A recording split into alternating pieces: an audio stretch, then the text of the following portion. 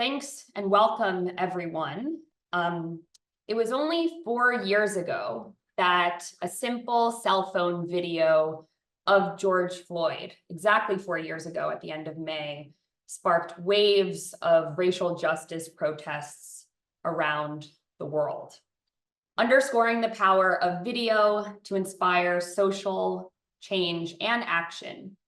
But in the years since, truth and trust in videos and images has become increasingly fragile, with an increasingly sophisticated, ubiquitous, and accessible synthetic media technology landscape where people can generate and modify content easily. We've been able to mislead without AI for a long time, but this past year, synthetic media innovation has led to Taylor Swift being the subject of both deepfake pornography and political speech. It led to a financial services firm losing $25 million because of a deepfake scam. And with this unprecedented election year, it's leading to worries about democracy disruption. And we've already seen deepfake technology used in India and Slovakia. So the stakes are clearly high with synthetic media and this capacity to generate and augment content, blurring the line between fact and fiction, truth and manipulation. Yet at the same time, when it's harnessed responsibly, it holds enormous promise in revolutionizing entertainment, education, and art and communication.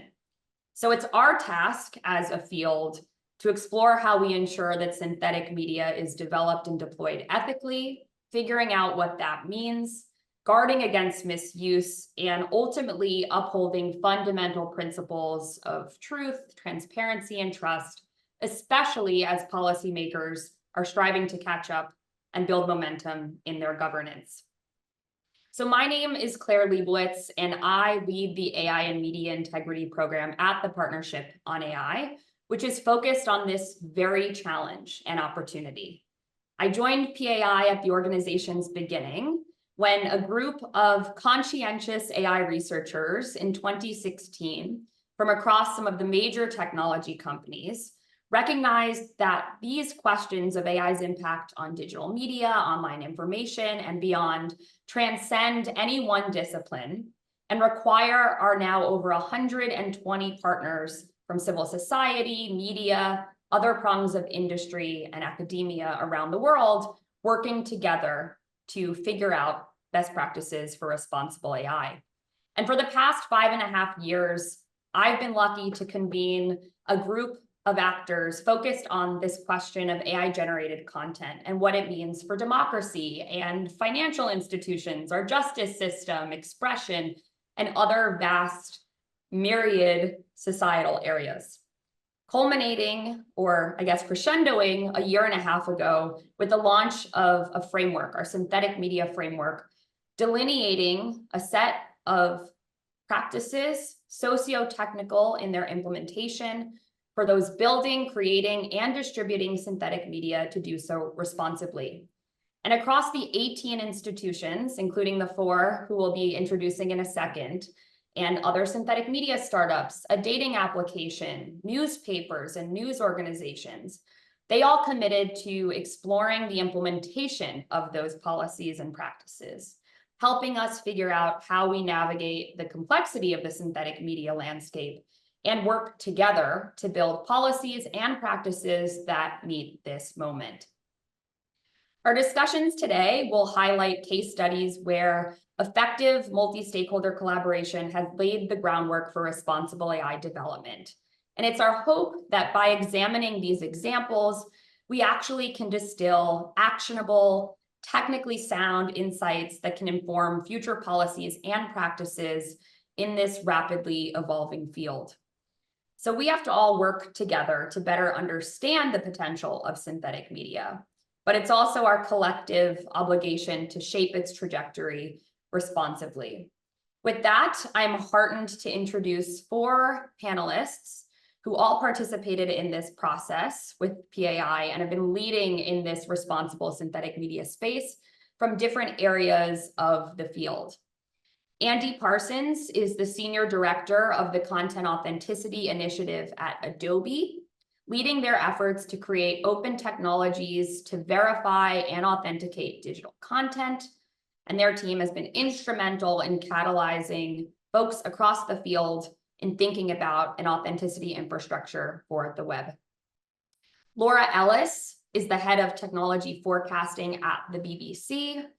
She is a technologist and a journalist, two skills vital to this moment in media and technology. And she has been thinking about emerging technologies more broadly, has worked on a news team in radio and TV, and now is particularly interested in ethics, automated journalism, and basically all the ways that AI is touching the information we consume. Lama Ahmad is a policy research program manager at OpenAI, where she's been leading their innovative red teaming efforts and researcher access efforts. Her work is very focused on how we blend the social and technical, thinking about the impact of AI systems on society. And before OpenAI, she was at Facebook thinking about elections and democracy. And lastly, Sam Gregory, the executive director of Witness. He's a technologist, media maker, advocate, and has been an expert in smartphone witnessing for many, many years, thinking about how new technical innovations are going to affect trust, authenticity, and evidence in an era of increasing audiovisual communication. And we'll congratulate Witness for recently receiving a Peabody Award for their very, very important work.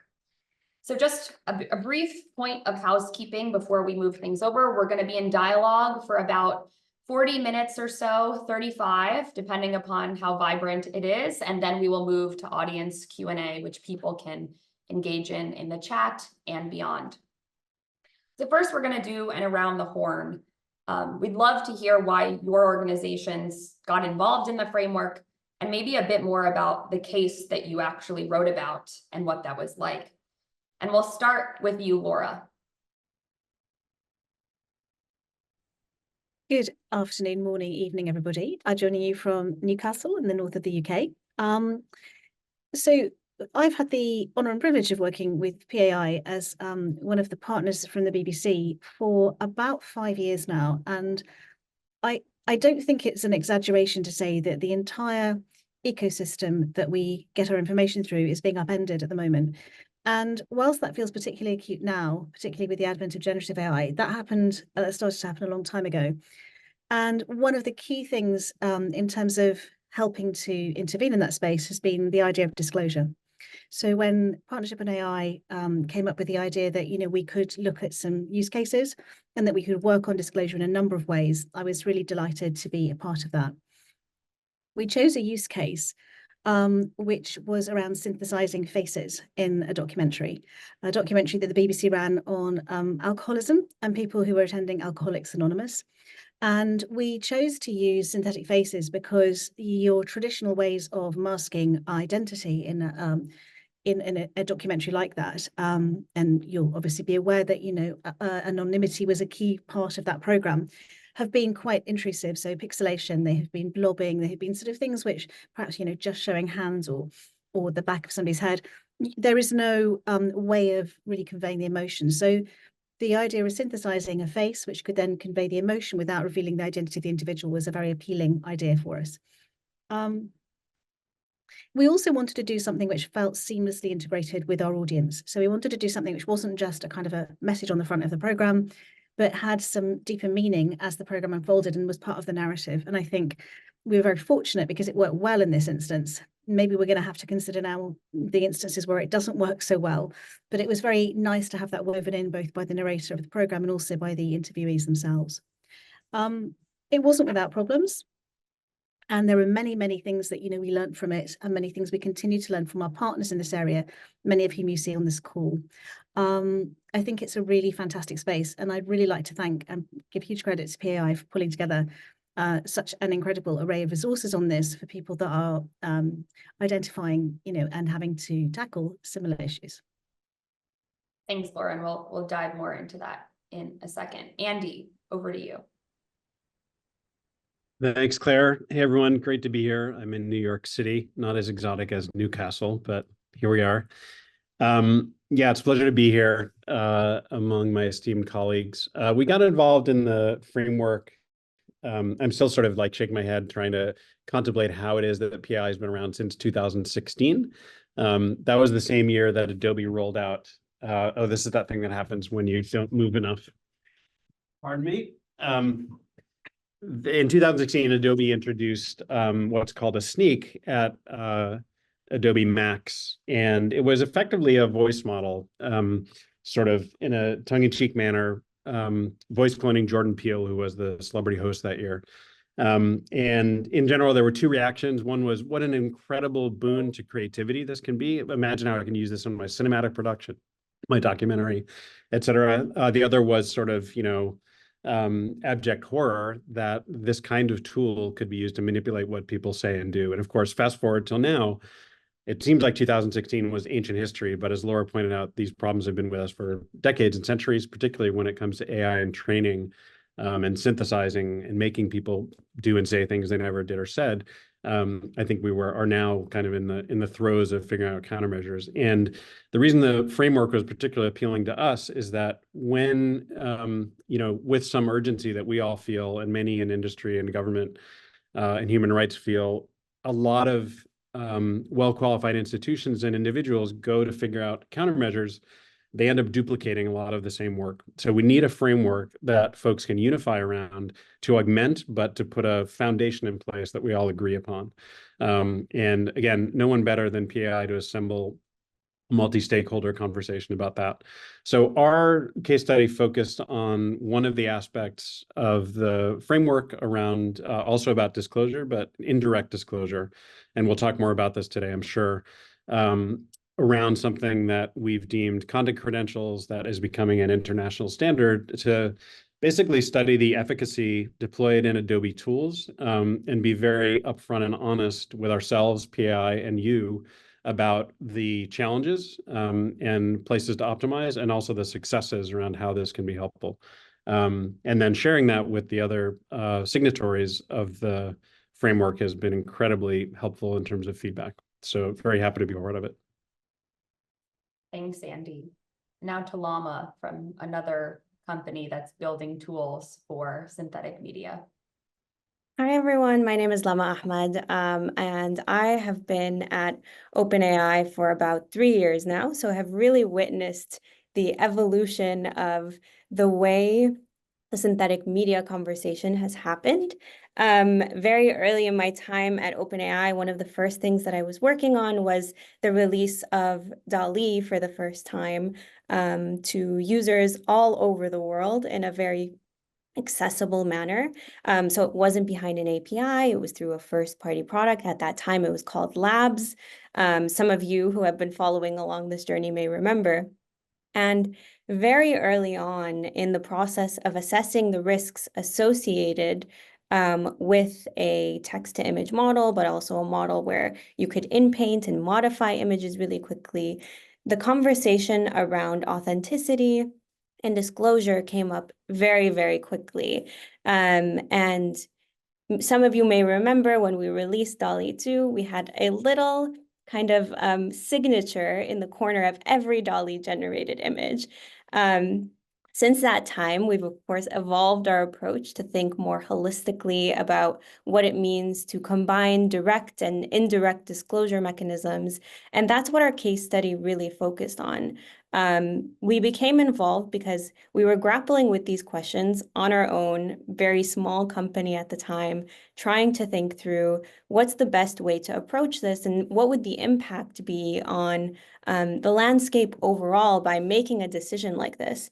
Especially as first movers in the space, we knew that whatever decision we made would definitely have an impact on the way other industry players, but also policymakers, would receive that information and then follow suit or potentially criticize. And I think the dialogue that has happened since that time has really been productive in that, and we discussed this in our case, that no one mechanism for disclosure on its own is effective. And the other part of it is being involved in a framework that brings together different groups, different members of society, different members of industry, academia, journalism, is critical to this, because it's not a problem that any one company can solve on their own. It really has to be a collective problem.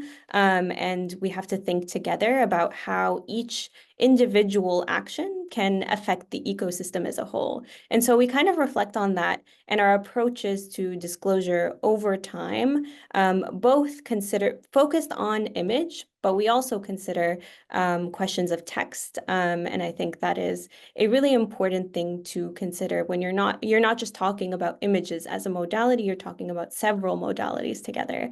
So I'm excited to chat about all of the different trade-offs and the things that brought us here today with my fellow panelists. Thanks, Lama. And for those who read the OpenAI case, you'll see what we loved is they talk about what made them change their mind over time. And as Lama said, kind of their awareness that they don't want to make people overconfident in the signals that we attach to synthetic content. Now we're going to go to Sam Gregory, who wrote a case as a civil society expert commenting on some public examples of what's going on in the field. And he needs to tell us if that tree is a real background, which I think it is.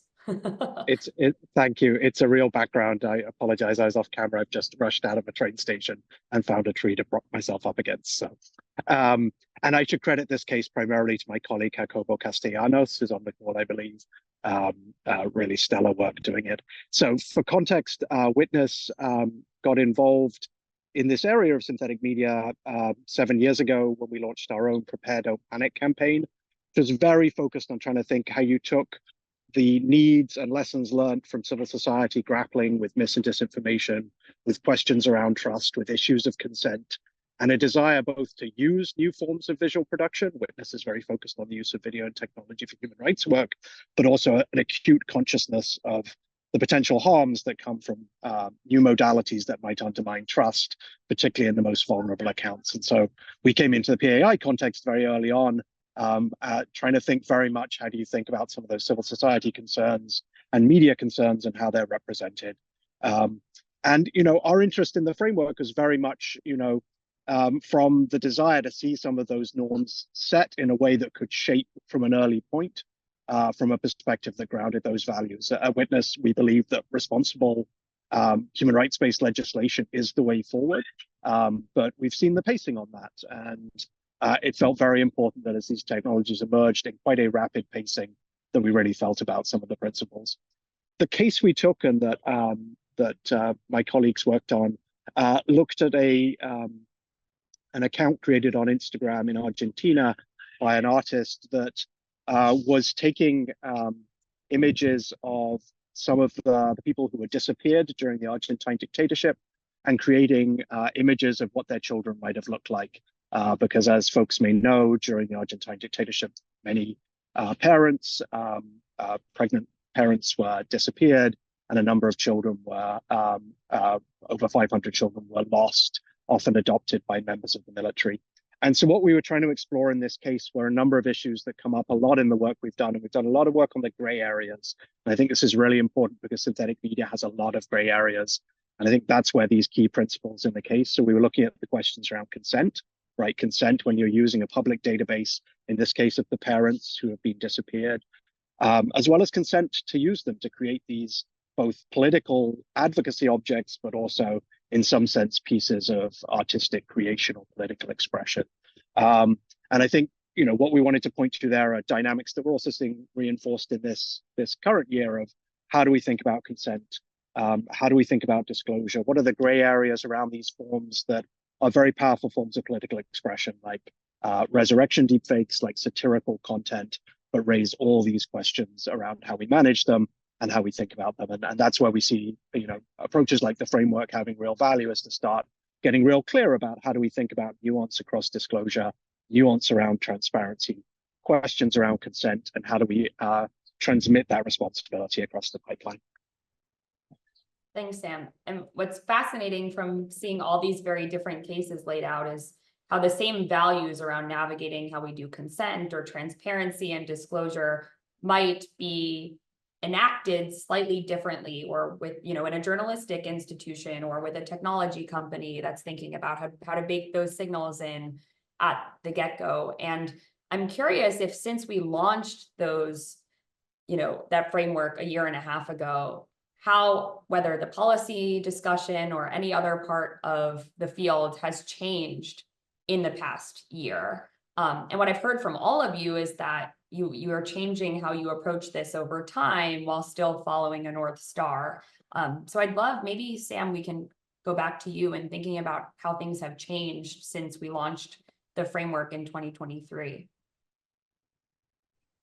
So I think, our sense and Witness's work is very much grounded both in very direct on the ground training and rapid response, but also the policy landscape is there's some same, which in some ways the policy is not meant to address, but which is getting worse, like gender-based violence, non-consensual sexual imagery.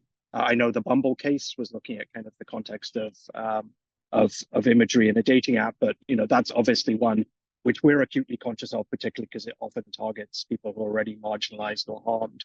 I think that the key thing that I would point to is, we're now in the actuality of seeing how these principles play out in the real world of actual use cases and in the real world of technical standards and policy. So what I mean by that is, when I look around us at this election year, we're seeing the range of ways, including that gray area, that people are using synthetic media. They're using it to communicate. We've had that in the Indian elections. They're using it to parody. We've had that in many different contexts. They're using these resurrection deepfakes, which was what we were in some senses commenting on in the Witness case, in many political contexts, for example, to resurrect, former dictators in Indonesia.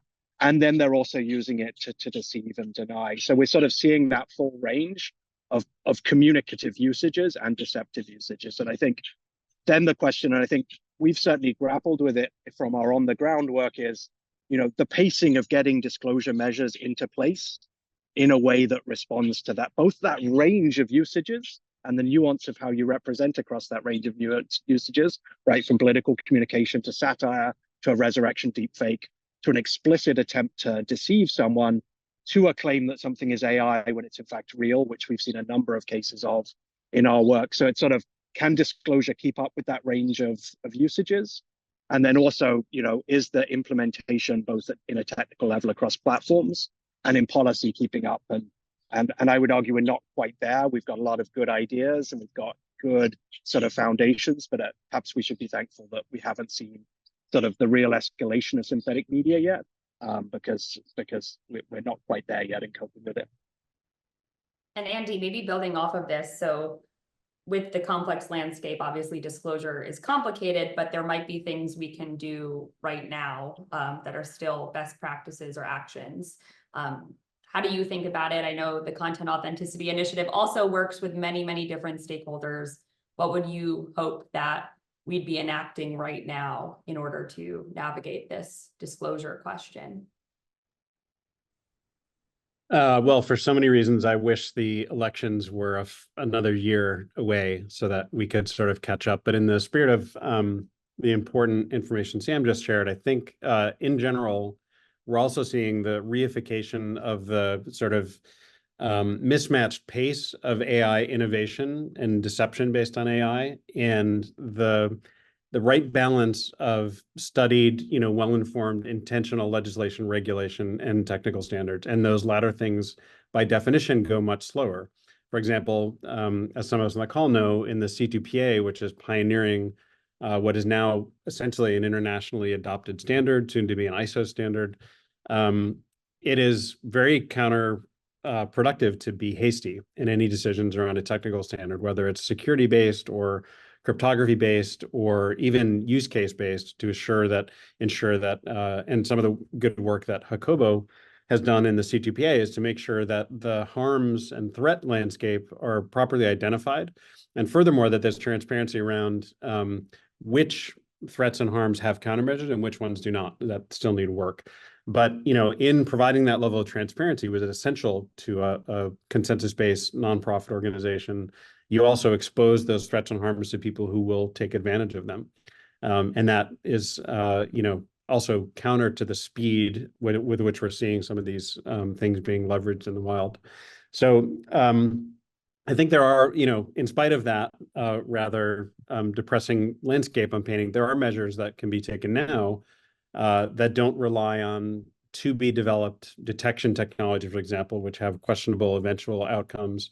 And you're seeing political campaigns in the US, for example, adopt the C2PA standard. Microsoft has a free product, for example, that allows candidates and campaigns to sign their content to provide a level, again, this is not a panacea, but a level of deniability to say, I am this candidate and we sign all of our content with our content credentials that only we can provide and add to this content. And if something purporting to be me coming from my campaign doesn't have those credentials, then I can deny that that was me. And it provides a small but important foundational layer around what is to be believed, and again puts that credibility and trust decision in the hands of the information consumer rather than in the hands of platforms or somewhere else that it may not be best placed.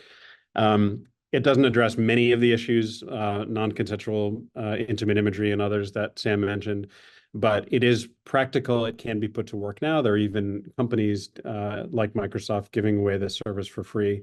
And it sets that groundwork for future methodologies and practices around indirect disclosure, digital signing of content, as one example, that the framework covers. So I think, I'm at once dismayed at the speed of improvements around AI technology, open source AI, particularly around visual imagery and audio, but also optimistic that we will catch up. Thanks, Andy. And for folks joining us, you may be hearing this indirect disclosure and direct disclosure terminology, which we shared a really nerdy glossary about if you want to dive in the chat. But basically, what's coming up here and came up in the framework is that there are technical ways to embed signals conveying where content came from or attaching markers that travel with a piece of content over time that allow maybe a machine to read it or a person. But then there's what we call direct disclosure, which is when I, as Lama said, open up that DALL-E image, do I see a signature that I can see with the naked eye when I consume that artifact? Does my Zoom say that I've edited my background with AI with a label, or does it just have a signal? And this distinction and also the relation between these two elements is really important and blends the very socio-technical reality of the synthetic media challenge. So with that in mind, as just framing, Lama, I'd love for you to just share more about how you're thinking about this. What do you see as the biggest challenge facing industry players like yours right now in, I guess we can say, the whole area of synthetic media, but maybe in this disclosure area specifically?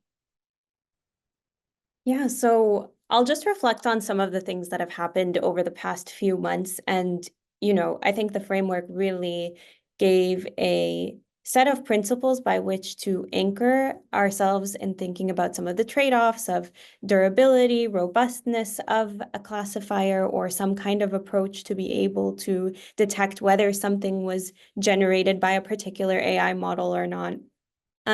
We started with first signing on to C2PA. And one of the reasons that we thought that was particularly important was even though C2PA has some limitations around modifiability, whether people really receive C2PA as a signal of authenticity or not, and how commonplace it is, it was important to us to be involved in a group of people who were working towards making this problem better collectively. And so C2PA was one of the first things that we decided to apply to DALL-E generated images. But the second more tricky thing, where we had to think a little bit more about what would it mean to provide a mechanism for detecting whether something was DALL-E generated or not, and even to be able to distinguish, like, was this generated via the API, so via a third party building on the DALL-E model, or was it generated in something like ChatGPT, where directly in the product something was generated, and kind of trying to think about, like, what are the ways and markers of provenance that are most important for people to be able to understand the context around synthetic media that was generated. we were able to develop a very robust classifier that can actually detect whether something was generated by DALL-E or not. But one of the limitations that we were grappling with is even if you get a signal that says something was not DALL-E generated, that only tells you that it was not generated by DALL-E, not that it wasn't generated by any other AI image generation service. And so we were quite worried that this would potentially sow more confusion about the authenticity of images, muddy the landscape a little bit more. And we really wanted to take steps to further understand what it would mean to provide something like this. Who would use it? How would they use it? And that's why a couple of months back, we opened up the DALL-E classifier to research organizations or organizations that might benefit from having a classifier-based approach to detecting whether something was generated by DALL-E or not. And we really wanted to make sure that we were giving it to people who would, one, help us inform our approach for broader release, because we didn't want to end up in a situation where we were creating false assurances. And we talk a little bit about this in the case. Sometime in 2023, we released a text classifier. So something that purported to detect whether something was generated by one of the models in ChatGPT. And it was actually quite inaccurate. And we said that pretty clearly at the outset. But the reason that we released it was there were many other services on the market coming out that purported to do this effectively, accurately. And we wanted to kind of set the record straight that these classifier-based approaches, especially for text, often have vulnerabilities, flaws, and can create harms to people if they're falsely accused of generating text, such as in the case of a classroom. We ended up taking that classifier down because even with communicating all of those limitations, people were still relying on this tool. They were relying on it because they maybe had no better option, and they saw the OpenAI label on it and they figured this probably has some amount of credibility there. So people really weren't reading the fine print. And I think all this to say is, when we are sitting down and thinking about like, what is the strategy here to make sure this is maximally beneficial to the people who really need this, but also are we supporting practices that are actually moving the needle forward on how users want to consume this content? Are we taking into account things like over-reliance? And are we making sure that we're not creating unintended harms through false assurances or inaccurate detection mechanisms? And so these are some of the things that I think one step further, and this is where the case studies really come in, they apply the principles in practice for thinking about, these are some of the very real trade-offs that organizations like OpenAI have to make. And so I'll just quickly share that if you are a research organization that wants access to the DALL-E classifier, the application is still open up until the end of July, and you can find that on OpenAI's blog.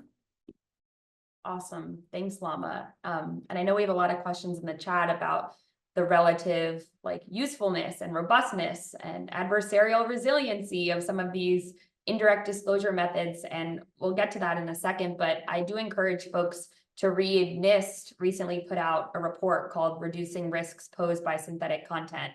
And it does a very technically savvy exploration of all the different methods for indirect disclosure, where they work, where they're a little less good. So maybe we can share that in the chat and come back to some of these ideas in a second. But first, Laura, you as a newsroom have been thinking about some of the, how are people going to interpret this content? You both are an institution that wants your content to not be deep faked and faked, but also you were using synthetic media technology to tell stories.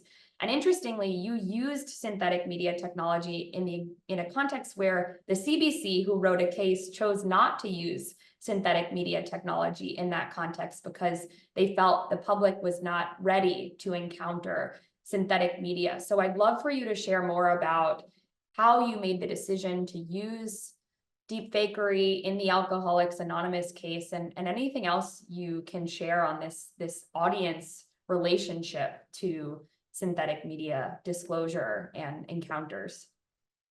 But this has been quite a journey for us because our creative people who make programs will always find new ways to tell stories. And this was very much driven by the creative process and not by the technology available.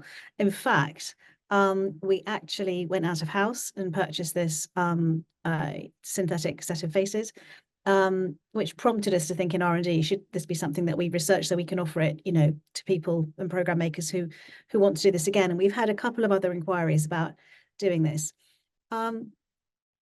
I think you absolutely have to take your audience with you. And this came roughly at a time when we were starting to see the first real interest in the newsroom in, if you like, a spoofed content. So, looking at content that was coming, looking like the BBC graphics all over it, and yet it wasn't ours, and realizing, and this is to Andy's point, we were absolutely helpless. We couldn't do anything other than, when it appeared on X, go on X and say this wasn't us. So I think we started to kind of like look at this whole field holistically. And I'm always slightly amused when people describe synthetic media as deepfakes for good. I mean, I think that's kind of gone now, but in the early days it was like, it's like deepfakes, which are bad, but in a good context, and I think we kind of went off synthetic media a little bit when we started to worry first about deepfakes, because we kind of, could see the horror. And, as CBC has absolutely identified, was it a good idea to be using this technology in ways which, which were creative and which, were perhaps, obviously well-intentioned? And I think the answer has to be yes. There are many uses of this, and we're finding the same with generative AI generally. Many creative uses that we shouldn't be afraid of. But, one of the things that we have to underpin all that is this disclosure mechanism. And I think what we've done, through the work with PAI and through the work that PAI and partners have done, is to create that kind of that standard, that bar, that sort of expectation, that norm, so that people who are encountering this content have an expectation that they will have it disclosed and that they will have an explanation. I'll just quickly go on to another example that we had for us, which was really interesting recently, which was creating some marketing material around Doctor Who. And I'm not sure if everybody on the call will be familiar with Doctor Who, but very, very famous BBC property, obviously sci-fi. And using AI to create some marketing materials and then disclosing that had really kind of quite serious consequences, in that our audiences didn't like it. And I think there was a really interesting lesson in that. Maybe this could be another use case for us in the future. They went on Twitter and they were cross with the person that had produced the content. And they, I think, probably read into the fact that we disclosed the fact that we had used AI perhaps more than we had. So I think, there's a really interesting, thorny, knotty problem here for us about exactly what we disclose. And there's a level of detail which is going to be too much for some people, but we need to allow others to perhaps drill down into if they are interested. So, and also this ties into the whole kind of like comfort level of audiences with, with all of this new technology, whether it's synthetic faces, whether it's generative AI, whether it's other generated sort of imagery or artifacts. So I think, for me, it comes down to AI literacy, which always sounds like a really patronizing term that's not intended to be, but it's about making sure that everybody who consumes our content is on this journey with us, that they understand our intent, that they can question us, that they can push back, which they do, that, all along this, that we have a really consistent way of making sure we understand how we're going to disclose and how we share that with audiences and how we take feedback from them. Thanks, Laura. And Sam, I'm curious if you could share about this media literacy concept or AI literacy concept. We hear about it quite a bit in the case study analysis. We talk about needing to think about civic institutions or trusted institutions, not just the big tech players in terms of dealing with AI literacy. How do you understand that, especially in working with global stakeholders in how they interpret the landscape of content, and whether or not just saying something is AI generated is actually gonna, insulate us from a lot of the potential harms of synthetic content? The thing that we see, and I think it's the failures of maybe the first generation of kind of AI literacy, is a lot of it focused on kind of very direct labeling, direct disclosure, without much contextualization of where AI was being used. AI or not is not a binary. AI malicious or not is not a binary. And whether something is material to the construction or the meaning of a piece is not a yes or no, or it's a gradient, right? And I think we've made some early mistakes, which I hope the framework is trying to correct in both the way it's shaping industry practice, but also how it says, let's create really resilient foundations that you can use to help inform the public. So when in the witness context, we talk about sort of AI media literacy, we're saying, don't encourage people to rely on like spotting the glitches or the artifacts in an image or a video. It's an irrelevant technique in the long run, and it places way too much pressure on the consumer. But let's think how there's a robust foundation that, for example, explains the recipe of how AI is used in something from either via direct disclosure, that's labeling, or indirect disclosure, the types of sort of layers of information that you talk about in the work. And that's really essential. And so the public literacy needs to sit around these really robust foundations that are fit for purpose. And I think it's the argument that the framework makes, and that, you know, hopefully we're all advocating for in legislative approaches, is that ability to have that.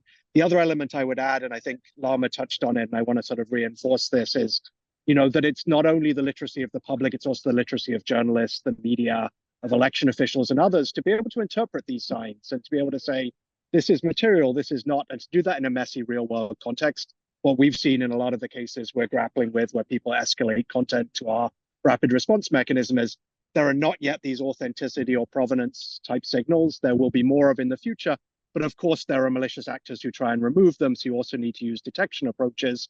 And that then requires the ability to explain that to a public without reducing their trust in content overall. So I think, you know, really thinking about public literacy, but also the literacy and access of, you know, the journalists and the media who often, and the community leaders who are often the intermediaries to trust. Thanks, Sam. That's really powerful. And I'll say our plug now, which the next phase of PAI work is related to this question of how do we direct disclose? What's the best way to do that? How do we build in the context and infrastructure to make sure it's not just reliance upon a label to help people navigate this moment, but actually resourcing institutional actors like journalists and other stakeholders to help us with the AI literacy question, and actually figuring out what does that mean. And I know Adobe has done work on media literacy and AI literacy, and it's part of OpenAI and the BBC's thinking as well, but coming to a collective sense of how do we disclose, when do we disclose, when it's meaningful? Is it just when it's AI generated? Probably not. It's also related to when it's, as Sam said, materially impactful on the type of content we're working with. And to that end, I'm curious, maybe two more questions before we go to audience Q&A, which we're not going to get to everyone. This year, the election focus has been really galvanizing for the field. And of course, there are way more elections this year. I think there was a statistic. This is the most elections we'll have for, I think, the next 25 years or so in 1 year. Is this kind of framing really helpful? Or does it make us focus only on one synthetic media use case when there are lots of different ways in which this content can affect society? So maybe we'll let whoever wants to take a stab at it on the election question go for it, and if anyone else wants to chime in. Sure. I think, as I started in my opening comment, we're seeing a broad range of usages of AI, but it's not totally clear that this year we're going to see a transformative impact on elections. And I would argue that's a good thing, because we don't have these frameworks and these technical standards in place. I think what it does is place a pressure for us to really focus about how we build out literacies, resourcing and capacity for journalists, and additionally get these technical foundations in place and these legislative foundations. So I would argue actually we should be incredibly grateful that the election fear seems overplayed, but we shouldn't let that lure us into a false sense of security for 2025, 2026. And for that broader sway of usages, including, of course, non-consensual sexual images that are expanding in reach, and have impacts that overlap with elections, but also have completely independent impacts on women and girls. Thanks, Sam. And I agree. I think it's always, I loved your framing years ago of prepare, don't panic. And maybe we're a little more panicked than we were a few years ago, but we're still, I guess, heartened that we haven't seen the radical deepfake moment that we've been worried about. Maybe a lightning round just to conclude. I'm going to defy our plan on the agenda. So what's one thing, if policymakers were listening, or folks who can, change practices at their institutions. So policymakers or people who have enormous power at institutions building, creating, or distributing synthetic media, what would you want them to know or resolve in the next 6 months? What's something we should be thinking about and doing in the next 6 months as a field? Maybe we'll start with you, Lama. Yeah, I was just going to say that I think I'll say two things. One is there is an immense responsibility on individual institutions, labs, to decide what the right approach is. And that's probably somewhat a good thing right now. Like, we shouldn't codify what we're not sure about yet. But I do think that giving more guidance around who to give access to, when and why, would be something that labs, but also others, would probably really benefit from. And so I think reducing some of that load on individual institutions to make those very high stakes decisions, developing trusted networks of fact checkers, things like this, I think would be really critical for moving the field forward. Right now, we have the application form open, and we kind of make these decisions about who will get access and who won't, and what we'll learn. But I think having better ways to do that will be really crucial. And the second quick thing I'll say is, we have been thinking a lot about what, builders, people who distribute content can do. I think Witness is the furthest along in thinking about the impact on end users. What will the average person do? How will they change their behavior or not? And what are the ways that we need to make society ready and resilient to some of the changes ahead? And I think that work along those lines is really critical. Thanks, Lama. Laura, I'll pass it to you. So I think there are a couple of things for me as well. So one is I'm really proud to be working with everybody on this call and lots of people beyond that on trying to find solutions. And I think hanging together as an industry, in the widest possible sense, is really essential. If we fall into any kind of, fighting or competing things, I think, we're kind of doomed. We also shouldn't see any one element of this, whether it's detection or disclosure or provenance, even as a silver bullet. This is part of a landscape where things have to kind of work and interact, and I think that's come out very clearly in a lot of the documentation, and also some of the work that we've seen from Sam and others. So I guess for me it is about influencing together, influencing the policymakers, because I think we do have a really good and very coherent conversation from within the industry. And, Claire, I'm going to call you and Christian and Josh and others out and say that, a lot of that is down to the work that you've done shepherding us through what have been, let's be honest, often not easy discussions. And I think if we can keep the faith with that, then we have a chance of really making this work. And I know you said a quick fire round, but just one other point, because it's come up in the chat, which is that, there is always a worry from people who either can't afford or don't want to, or for very good reasons, can't integrate, for example, provenance signals and maybe some disclosure.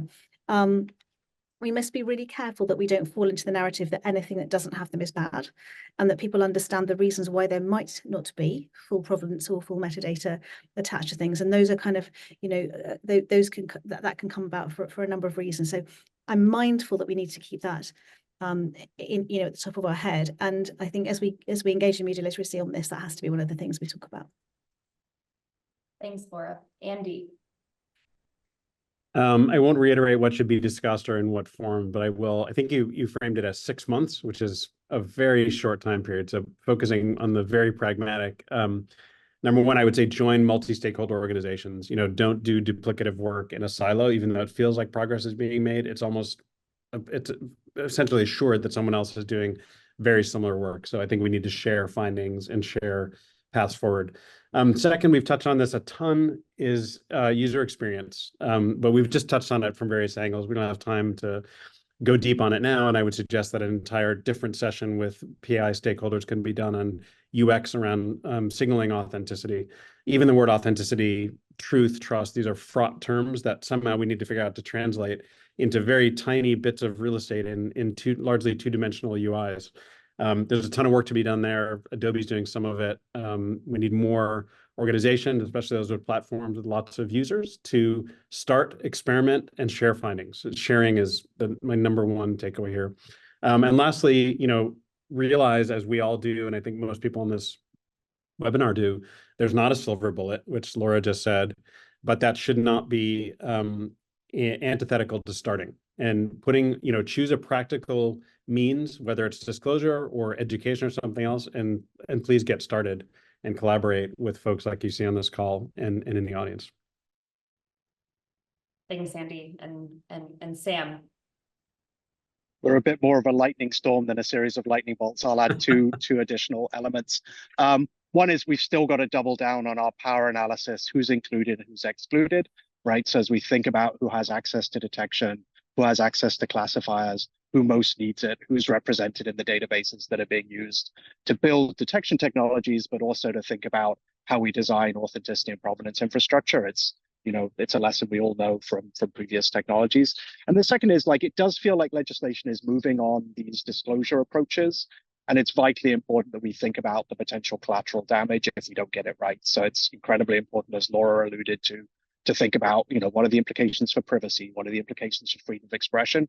That come down to the granular details of how we build these technologies and how they're legislated. And so it requires the eyes of all of us, not just human rights advocates, on those values, because they'll have implications for our society.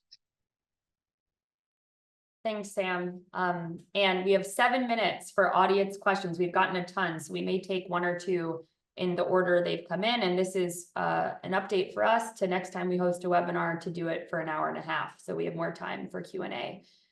There's a question here, which might be pretty easy to answer, which is maybe for Laura and Andy. What is the best way for news organizations to engage in testing the implementation of these provenance technologies?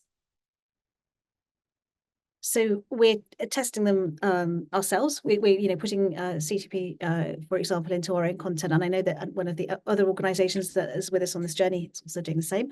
I'm not sure whether I'm allowed to say, but so I won't, but that's a very, very well thought of organization that's started to put provenance into its content of late.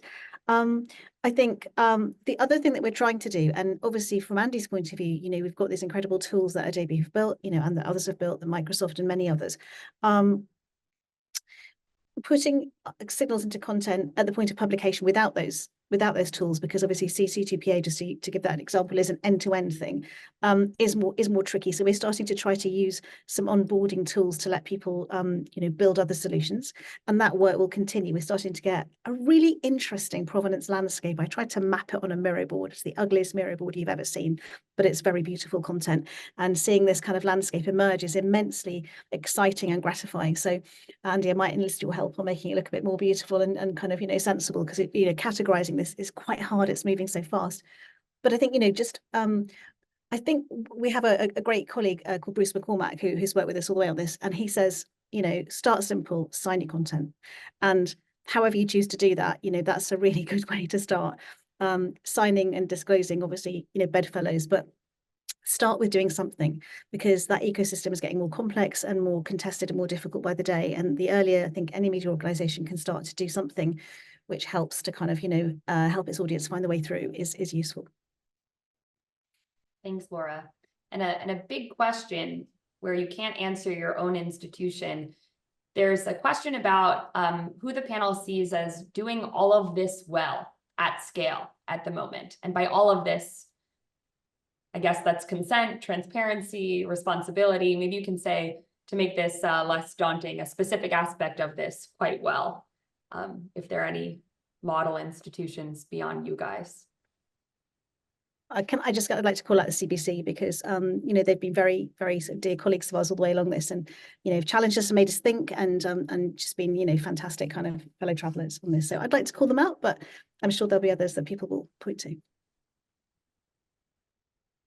Yeah, I'll just say this is a really hard question, because I don't believe anybody, Adobe included, has done a great job of uniting the supply side, the generation side, like using cameras through editing tools or whatever news organizations in particular need to do to get content ready for publishing, and uniting all of that with the sort of consumption side. There are parties in the ecosystem that have done one really well. I think, not Adobe specific, but Microsoft, for example, are one of our cohorts in this effort, is doing a great job with DALL-E content and Microsoft Designer and others in disclosure. the UI that people see in their various applications on desktop, web, and others has a long way to go. There are people doing really cool work on the UI side that don't have the supply side. So it's hard to say that we have a single example of a single player who's connected at all quite yet. But please ask that question again in 6 months. We'll host another panel and ask you the what do we want for the next 6 months questions there. Maybe one more question. There's a question about what credibility certain, detection companies like GPT-0, but maybe let's just say detection in general, detection models have in accurately and consistently detecting AI-generated content. Maybe Sam and Lama, you can weigh in on this. Sam, I know you've done a lot on detection methods as kind of a complement to or a different way of navigating synthetic content than provenance and indirect disclosure. Yeah, I think we're in a really challenging detection landscape still, and it's not that people aren't trying. I think there are very broad challenges around, on the one hand, the detection is still really not completely fit for purpose. As Lama says, right, you can have a great classifier that classifies for one tool, but if you happen to use it on a tool, on a piece of media created by another tool, it could give you a false positive, a false negative, right, that it's AI generated. So we have really fundamental challenges in how to sort of get the right suite of tools. I would argue the bigger challenge, the one we're seeing, because there are an increasing number of sort of suites of tools that are available to journalists, is much more how you interpret that in the messy world, where you're getting content that may have small signs of AI manipulation, where people are sometimes introducing AI in order to confuse the signals from the detection, and where you have to explain like a confidence score of like 85 or 90 to a already skeptical public. So, where we've been putting attention is you've got imperfect tools that don't work well in non-majority languages that are often hard to explain to the public, where you really need a lot of resourcing and thought around both the people who are going to be the intermediaries, but also the ways you communicate, essentially do scientific communication around detection results. Lama, anything to add on that? I just say take everything with a grain of salt at this point. And we really want to underline uneven distribution of how things work across modalities, but across languages and, different robustness. So there's so many dimensions to this. And I would say like take anybody who's marketing these things as accurate with some amount of skepticism. Thanks, Lama. And I think that's a great point to end on, also underscoring why we were focused specifically on media, though there are implications on other modalities. But we want to thank all of you, the attendees, for great questions. We wish we had more time. Our panelists, Lama, Laura, Andy, Sam, today, but also their contributions for many, many years in shaping our AI governance and synthetic media governance practices. So what's to come?